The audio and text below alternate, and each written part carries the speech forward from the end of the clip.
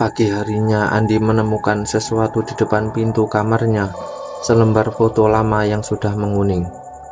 Dalam foto itu, tampak seorang perempuan Belanda muda berdiri di taman belakang rumah, memegang boneka kain. Di belakangnya, tampak sosok kabur seperti bayangan perempuan dewasa bergaun putih.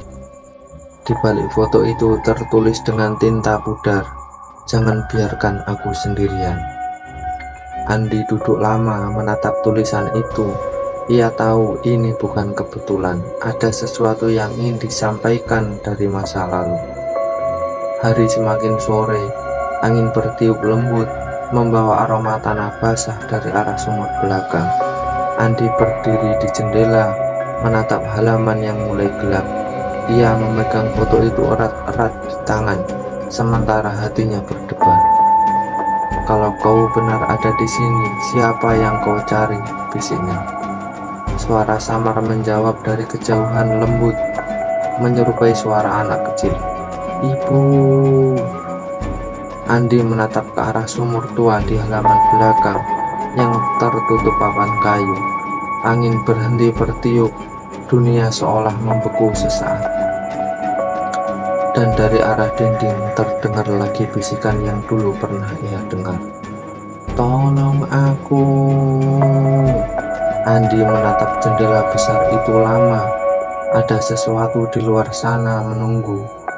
Tapi kali ini ia tak lagi takut, ia justru merasa kasihan. Tangannya perlahan menyentuh kait jendela siap membuka. Tiba-tiba dari bawah terdengar suara Ibu Ratmi berteriak keras, "Jangan, Andi!" Jantungnya hampir berhenti. Ia menoleh ke arah tangga. Ibu Ratmi berdiri di sana dengan wajah panik. "Jangan pernah buka jendela itu malam hari. Itu bukan manusia." Andi mundur, kaget. Foto di tangannya jatuh ke lantai. Dari arah jendela, tampak bayangan putih berdiri, diam, lebih jelas dari sebelumnya. Wajahnya tak lagi samar, dan kali ini ia tersenyum. "Wa indahu mafatihul ghaibi la ya'lamuha illahu." Dan kunci-kunci semua yang gaib ada padanya, tidak ada yang mengetahuinya kecuali Dia, Allah. Langit sore di Jogja kembali diselimuti mendung. Udara lembab bercampur aroma tanah basah memenuhi halaman rumah kos. Daun mangga di depan pagar meneteskan sisa hujan, seperti air mata masa lalu yang tak pernah kering. Andi baru saja pulang kuliah. Di tangannya ada plastik berisi gorengan dan air mineral.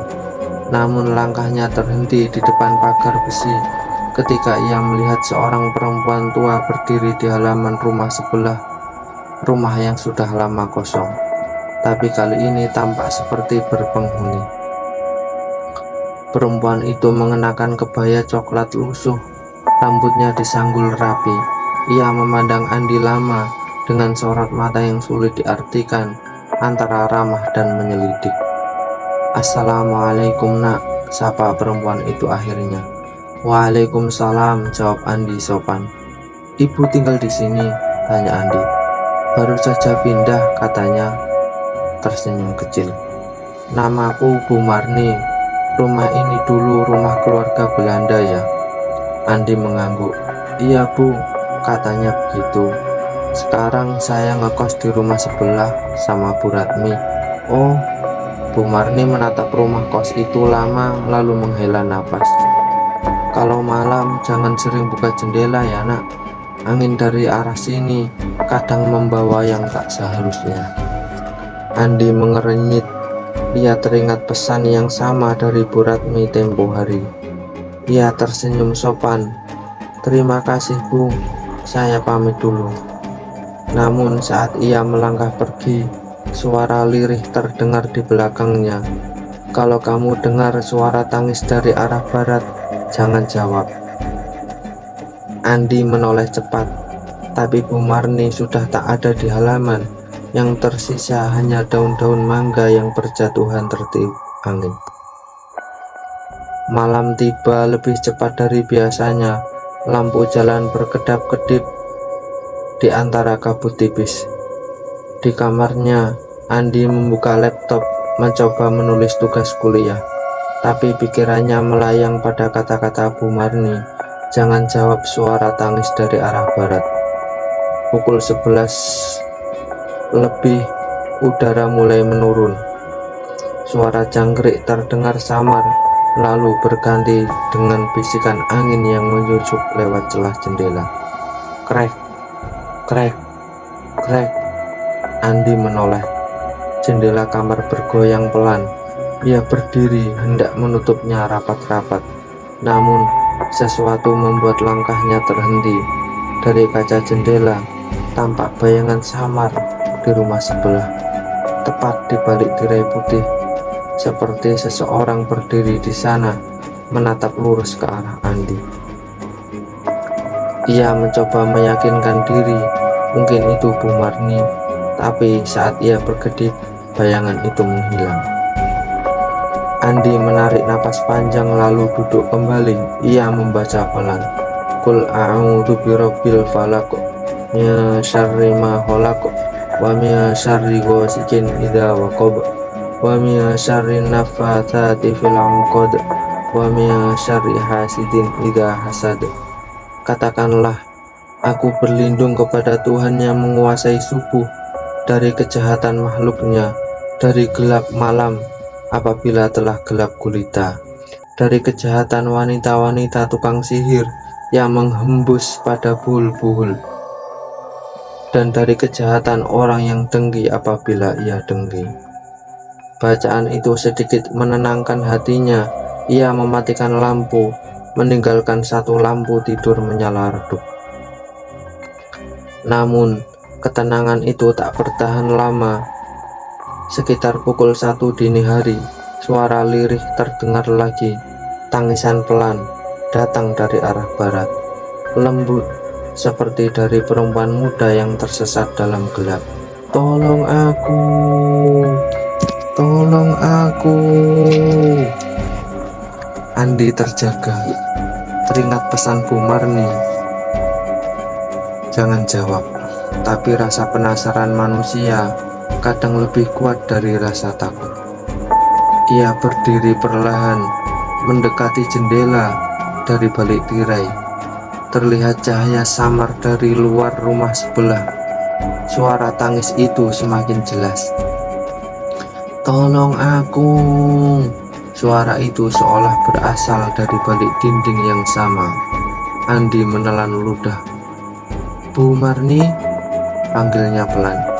Tangis itu berhenti, sunyi seketika. Tiba-tiba terdengar bunyi seperti sesuatu terjatuh di lantai rumah sebelah. Duk, lalu langkah kaki, pelan tapi jelas.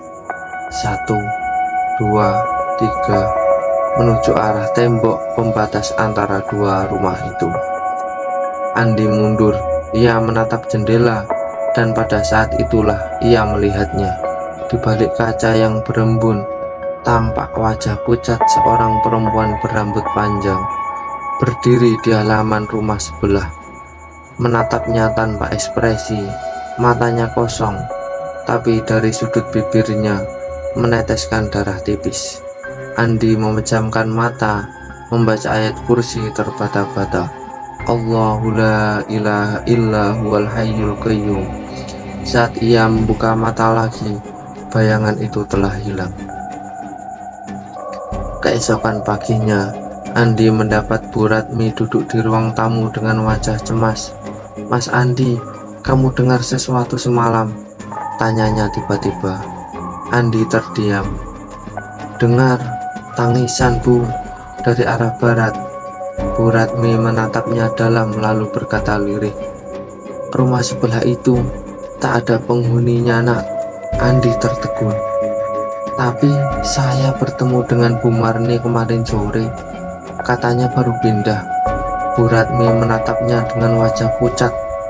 "Bu Marni meninggal 3 tahun lalu. Dia penjaga rumah itu dulu, ditemukan di sumur belakang." Suasana mendadak membeku. Andi merasa darahnya berdesir, dingin menjalar sampai ke tengkuk. Tidak mungkin, Bu. Saya bicara dengannya kemarin sore. Dia bahkan menasihati saya. Bu Ratmi tak menjawab.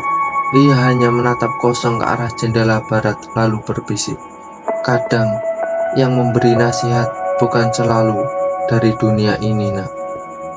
Hari-hari berikutnya Andi mencoba menenangkan diri. Ia tetap tinggal di kamar itu, meski tidur tak pernah lagi nyenyak. Mau bagaimana lagi, ini adalah kosan termurah di Jogja. Apalagi dia tergolong dari keluarga orang yang kurang berada. Jadi dia harus selalu menghemat setiap pengeluaran. Kadang ia mendengar suara langkah di atap. Kadang bisikan di dekat telinganya saat ia hendak tertidur. Namun malam Jumat itu berbeda. Sekitar pukul 11 listrik mendadak padam. Hanya cahaya bulan menembus dari sela tirai. Dan dinding tampak bayangan perempuan berambut panjang seperti menunduk di sisi tempat tidur. Andi bangkit, menyalakan senter dari ponsel. Tak ada siapapun, tapi di meja belajarnya kini tergeletak foto lama, foto keluarga Belanda yang dulu tergantung di dinding. Namun kali ini, di belakang foto itu tertulis dengan tinta merah, "Jangan buka jendela barat." Tiba-tiba angin bertiup kencang, tirai bergetar hebat, lalu jendela terbuka sendiri. Dari luar, terdengar suara langkah cepat, tergesa seperti seseorang berlari mengitari rumah. Andi menatap keluar, bulan separuh menggantung di langit, tapi halaman kosong. Hanya satu hal yang membuatnya nyaris tak mampu bernapas. Di jendela rumah sebelah, tampak seseorang berdiri menatapnya. Itu bukan Bu Marni, itu perempuan bergaun putih dari foto tua, kini hidup dengan wajah yang setengah membusuk dan senyum aneh di bibirnya. Dan saat Andi mundur, perempuan itu mengangkat tangannya perlahan menunjuk ke arah kamar Andi. Lampu kembali menyala tiba-tiba, semuanya hilang. Tapi di lantai kamar ada bekas lumpur basah, seperti jejak kaki yang baru saja masuk dari arah jendela. Pagi harinya, Bu Ratmi mengetuk pintu kamar Andi dengan wajah tegang. "Mas Andi, ada yang aneh di rumah sebelah." Andi keluar, masih lemas. "Kenapa, Bu?" Bu Ratmi menunjuk halaman sebelah. Di sana, polisi dan beberapa warga berdiri mengelilingi sesuatu. Ketika Andi mendekat, ia tertegun. Di belakang rumah kosong itu, tepat di dekat rumah tua, ditemukan tulang belulang manusia dengan kain kebaya coklat. Di tangan tulang itu masih tergenggam kunci rumah. Salah satu warga berkata pelan, "Ini mungkin peninggalan Bu Marni, penjaga lama rumah ini." Andi terdiam, dadanya bergetar hebat. Ia menatap jendela barat rumahnya sendiri, dan di sana, di balik tirai yang bergoyang pelan, ia melihat sekilas bayangan putih berdiri. Hanya sekejap, tapi cukup untuk membuatnya tahu bahwa misteri jalan Belanda lama belum berakhir.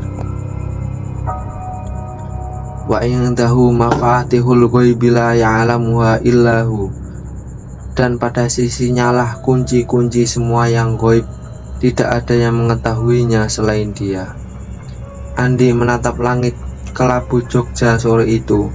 Ia berbisik lirih dalam hati, "Ya Allah, apa yang sebenarnya ingin ditunjukkan kepadaku?" Dan dari jauh terdengar kembali suara langkah perlahan mendekat lalu hening. Sore itu langit Jogja tampak seperti kanvas kelabu. Awan menggantung berat di atas atap rumah-rumah tua di jalan Belanda lama. Udara terasa lembab, mengandung aroma tanah yang basah dan samar bau bunga kamboja dari pekarangan belakang rumah kos. Andi duduk di tangga teras, menatap halaman rumah sebelah yang kini dipenuhi garis kuning polisi. Garis itu bergoyang pelan tertiup angin sore, seolah berbisik sesuatu yang tak bisa dimengerti manusia. Sudah 2 hari berlalu sejak penemuan tulang belulang Bu Marni di sumur tua itu. tapi rasa dingin di dada Andi belum juga hilang. Ia masih mengingat jelas suara langkah, bayangan di jendela, dan pesan terakhir yang tertulis di foto lama itu, "Jangan buka jendela barat." Namun malam nanti adalah malam Jumat lagi, dan entah mengapa Andi merasa sesuatu akan kembali terjadi. Di ruang tamu, Bu Ratmi menyalakan dupa kecil. Asapnya menari lembut di udara. Wajahnya terlihat tegang, tapi tetap tenang seperti orang yang sudah terbiasa menghadapi hal-hal di luar nalar. "Mas Andi, kamu tidur di kamar sebelah saja malam ini," katanya tiba-tiba. Andi menatapnya. "Memangnya kenapa, Bu?" "Rumah ini kalau malam Jumat suka ramai." "Ramai bagaimana, Bu?" Bu Ratmi tidak menjawab. Ia hanya memandang ke arah tangga kayu yang mengarah ke lantai 2, tempat kamar Andi berada. Pandangan itu cukup untuk membuat Andi paham ada sesuatu di sana yang seharusnya tidak ia ganggu. Tapi rasa ingin tahunya lebih besar. Andi tersenyum kecil. "Insya Allah, Bu, kalau saya takut saya turun ke bawah." Bu Ratmi menarik napas panjang. "Kalau kamu dengar suara apapun nanti baca ayat ini, Nak." Ia membuka mushaf kecil menunjuk ayat, "Alladzina amanu wa tatma'innu qulubuhum bidzikrillah. Ala bidzikrillahi tatma'innul qulub." Yaitu orang-orang yang beriman dan hati mereka menjadi tentram dengan mengingat Allah. Ingatlah, hanya dengan mengingat Allah hati menjadi tentram. Andi mengangguk, menyimpan ayat itu dalam hati seperti senjata kecil yang bisa menenangkan dirinya nanti. Malam itu perlahan, tik, tik, tik, gerimis turun pelan-pelan, membasahi genteng tua. Listrik sempat padam selama beberapa menit sebelum menyala lagi dengan cahaya redup. Andi duduk di tepi kasur, menatap buku catatan yang kini berisi tulisan-tulisan aneh yang ia buat tanpa sadar semalam. Tulisan itu tidak beraturan, seperti tangan orang lain. Di salah satu halaman terbaca samar, "Dia belum pergi." Andi menatap tulisan itu lama, sebelum akhirnya menutup buku itu cepat-cepat. Jam di ponsel menunjukkan pukul 12 malam tepat. Dari luar, terdengar suara air menetes dari arah sumur tua. Tik, tik, tik. Kemudian suara itu berubah menjadi seperti langkah kaki di tanah basah, perlahan tapi teratur. Plak, plak, plak. Andi menelan ludah. Ia mematikan lampu kamar, mendekati jendela barat. Jendela yang seharusnya tidak boleh ia buka, tapi rasa penasaran kembali menang. Ia menarik tirai perlahan. Dan di bawah sana, di halaman rumah sebelah, ia melihat sesuatu. Seseorang berdiri di tepi sumur. Tubuhnya putih pucat, rambutnya menjuntai menutupi wajah. Tangannya menggenggam ember yang sudah berkarat. Perlahan sosok itu menunduk, seolah menimba sesuatu dari dasar sumur. Andi terpaku. Suara ember itu bergesekan dengan dinding sumur. Krek, krek, krek. Lalu tiba-tiba sosok itu mendongak. Wajahnya kosong, matanya hitam, tidak memiliki bola mata. Bibirnya bergerak membentuk kata yang bisa terbaca dari jauh. "Andi." Andi mundur. Lututnya gemetar. Ia jatuh terduduk di lantai. Jantungnya berdetak keras hingga terasa sakit. Dengan tangan bergetar, ia menutup jendela rapat-rapat dan membaca ayat kursi dengan suara lirih. Tapi di sela-sela bacaannya, ia mendengar bisikan halus dari balik dinding. "Kenapa kamu panggil aku?" Andi membeku. Ia tidak memanggil siapapun, tapi suara itu jelas sangat dekat.